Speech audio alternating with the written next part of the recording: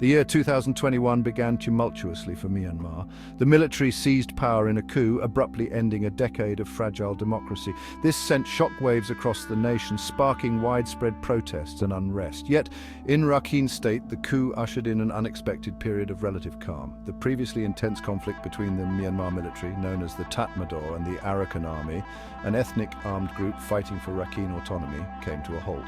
This ceasefire, while unofficial, was marked by a series of significant developments. The Tatmadaw removed the Arakan army from its list of terrorist organizations. This de-escalation paved the way for dialogue and eased tensions in the region. The reasons behind the truce remain complex and multifaceted. Some analysts suggest the military sought to consolidate power after the coup and saw a ceasefire in Rakhine as strategically advantageous. Others point to the Arakan army's growing military strength and the potential for protracted conflict. Whatever the reasons, the truce brought a much-needed respite from violence for the people of Rakhine. However, it did not erase the deep-seated tensions and grievances that had fueled the conflict in the first place. The situation remained fragile, a fact underscored by the continued presence of both the Tatmadaw and the Arakan army in the region. The question on everyone's mind was whether this uneasy peace would hold.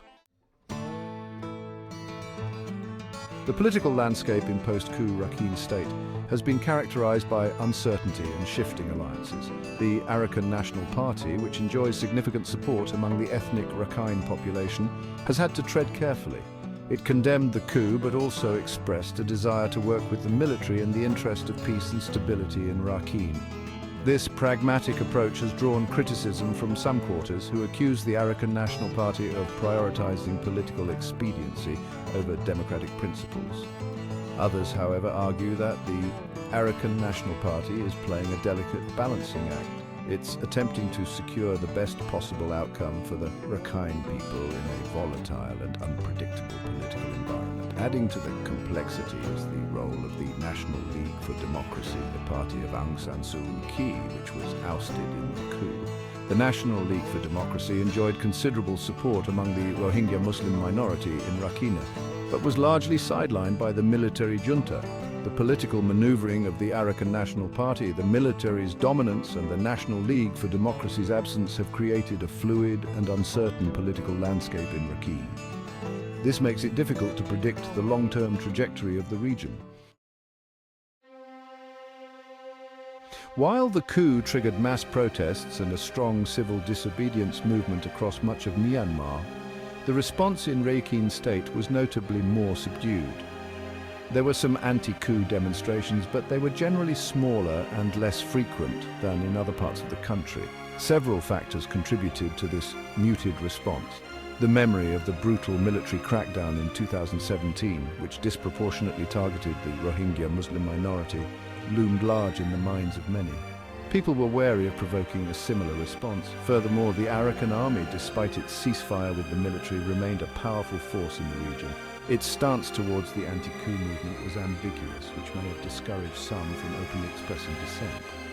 Finally, the relative peace that followed the truce with the military was welcomed by many in Rakhine who had endured years of conflict and instability. There was a sense that rocking the boat might jeopardize this fragile peace. This combination of fear, uncertainty, and a desire for stability contributed to the muted anti-coup resistance in Rakhine. This contrasted sharply with the nationwide uprising against the military junta. Section 4. Displacement and humanitarian concerns. Despite the ceasefire, the humanitarian situation in Rakhine state remains precarious. Years of conflict have resulted in widespread displacement, with hundreds of thousands of people living in internally displaced persons camps. The COVID-19 pandemic has exacerbated these challenges, straining an already overstretched humanitarian response system. Access to basic services, including healthcare, education, and clean water, remains limited in many areas, particularly in the IDP camps. The presence of landmines and unexploded ordnance poses an ongoing threat to civilians, hindering their ability to return home and rebuild their lives. While the ceasefire has led to a decrease in violence-related displacement, reports of human rights violations persist. These include arbitrary arrests, forced labor, and extortion by both the military and the AA. Addressing the humanitarian needs of the displaced population and ensuring their safe and dignified return are paramount challenges. They require a coordinated effort from the government, ethnic armed groups, and international humanitarian organizations. Section 5. The quest for autonomy. At the heart of the conflict in Rakhine State is the AA's quest for greater autonomy for the ethnic Rakhine people. The AA argues that the central government has long neglected and marginalized the region, failing to address the economic and political grievances of the Rakhine population. The AA envisions a future where Rakhine State enjoys significant self-governance within a federal system, with control over its own resources and political destiny. The military, however, has consistently rejected calls for greater autonomy, viewing them as a threat to national unity and territorial integrity. The ceasefire has provided an opportunity for both sides to engage in dialogue and explore potential pathways to a political solution. However, the deep mistrust and fundamentally different visions for the future of Rakhine State make finding a lasting peace a daunting task. Section 6. An uncertain future. The future of Rakhine State hangs in the balance. The ceasefire between the military and the AA has brought a fragile peace. However, the underlying issues that fueled the conflict remain unresolved. The political landscape is in flux, the humanitarian situation remains dire, and the aspirations of the Rakhine people for greater autonomy remain a point of contention.